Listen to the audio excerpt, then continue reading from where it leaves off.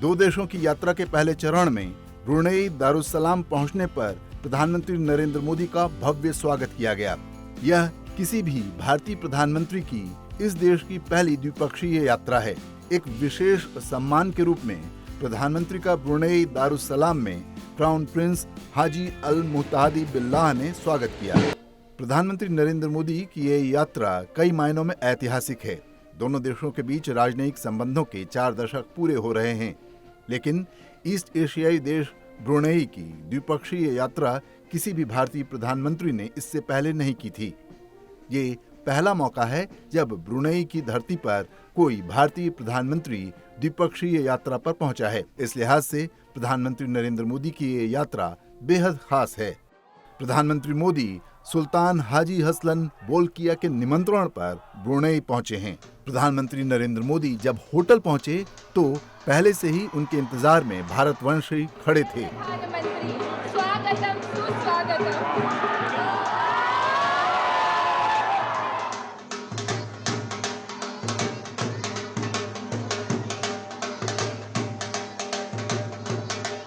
लोगों ने जैसे ही प्रधानमंत्री को देखा तो माहौल पूरी तरह से मोदीमय हो गया।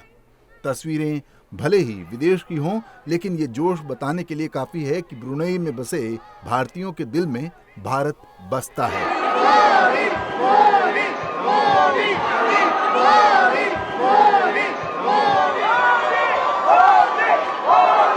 और जब दोनों देशों के 40 साल के राजनयिक संबंधों के पूरे होने के मौके पर कोई प्रधानमंत्री पहुंचे तो ये पल अपने आप में खास हो जाते हैं।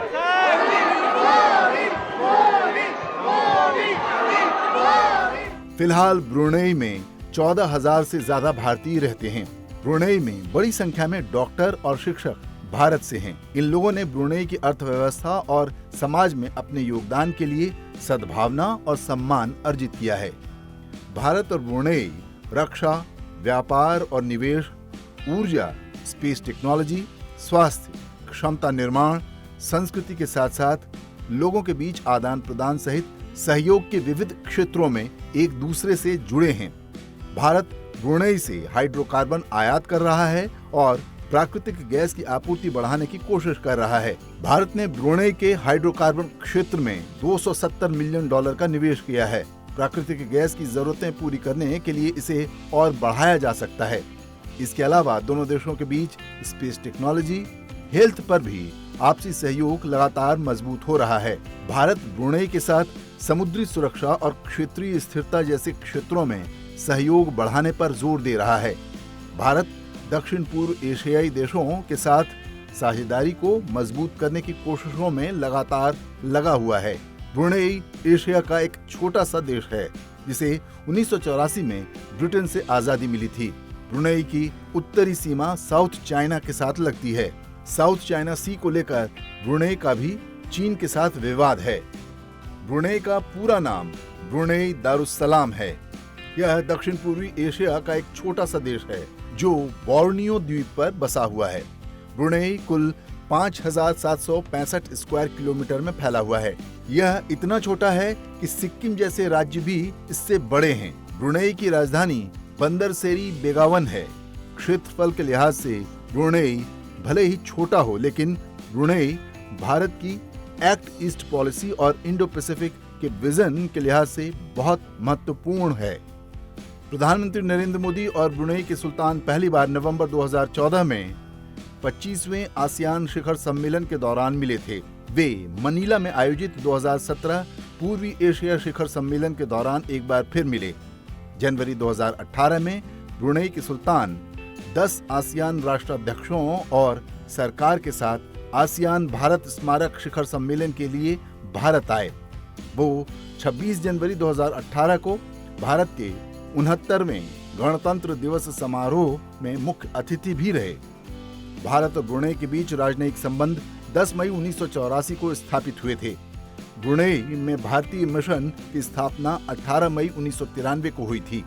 इससे पहले कुआलालंपुर में भारतीय मिशन को ब्रुनेई के संवर्ती के रूप में मान्यता मिली थी।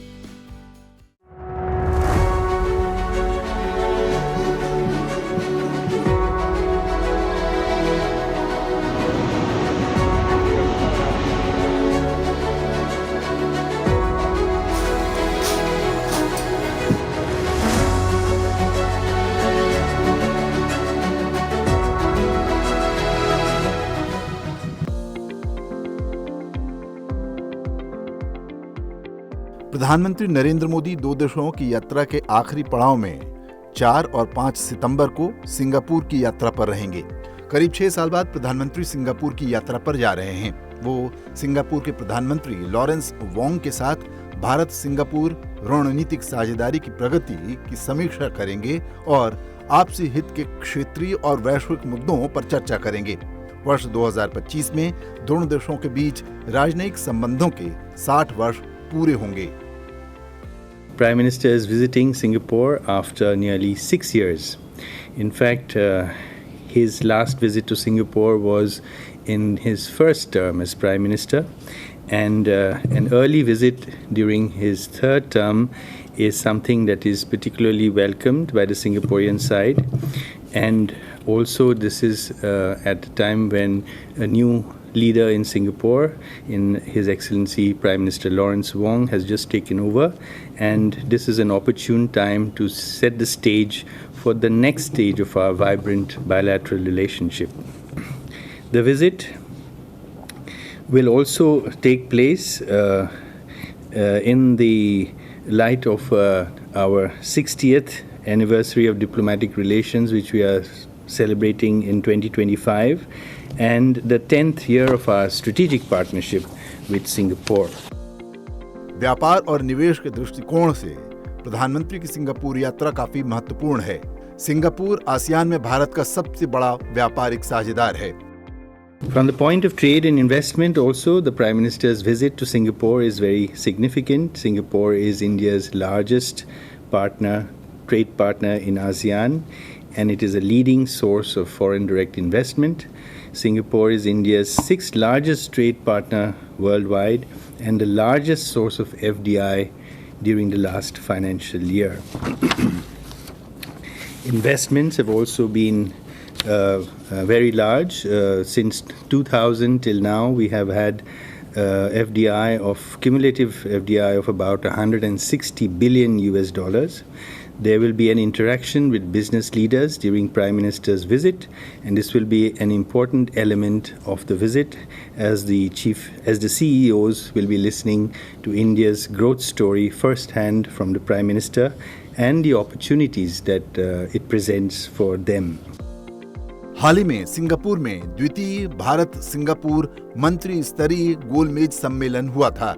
इसमें दोनों देशों ने विभिन्न क्षेत्रों में द्विपक्षीय सहयोग बढ़ाने पर चर्चा की थी। प्रधानमंत्री की यात्रा के दौरान कई क्षेत्रों में समझौता ज्ञापन पर हस्ताक्षर होने की उम्मीद है।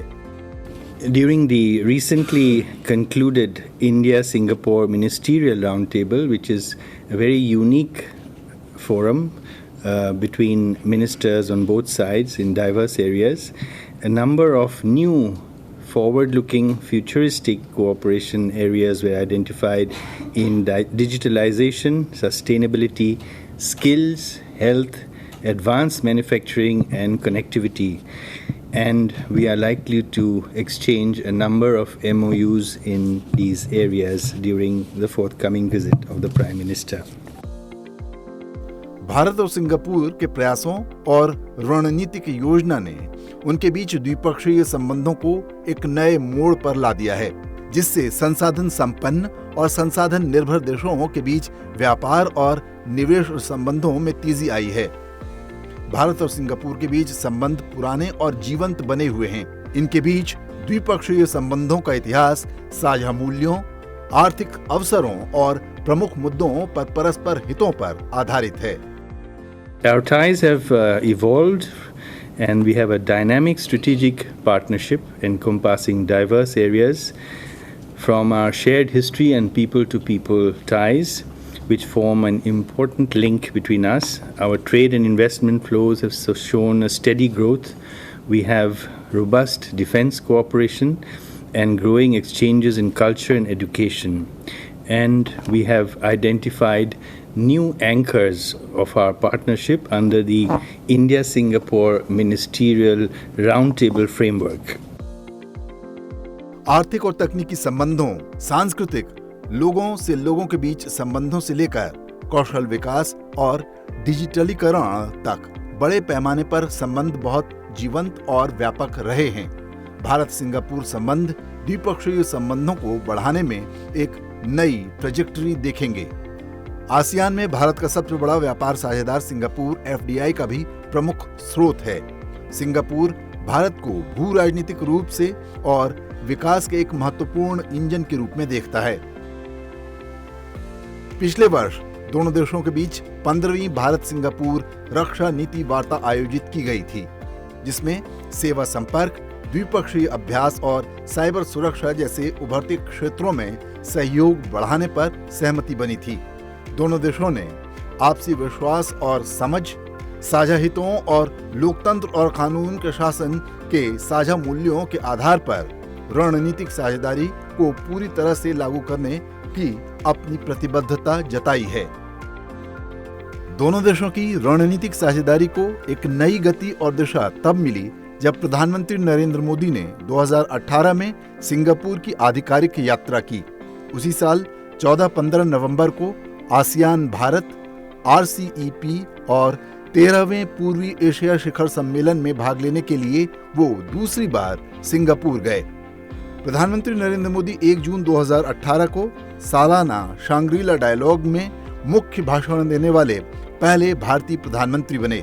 सिंगापुर के तत्कालीन प्रधानमंत्री ली सिन लुंग 2018 में गणतंत्र दिवस समारोह में शामिल हुए और 2018 आसियान भारत स्मारक शिखर सम्मेलन की सह अध्यक्षता की। दक्षिण पूर्व एशियाई देशों में सिंगापुर अभी भी भारत का सबसे विश्वसनीय रणनीतिक साझेदार है। पिछले 2 दशकों से सिंगापुर भारत की लुक ईस्ट पॉलिसी में महत्वपूर्ण स्थान रखता आ रहा है।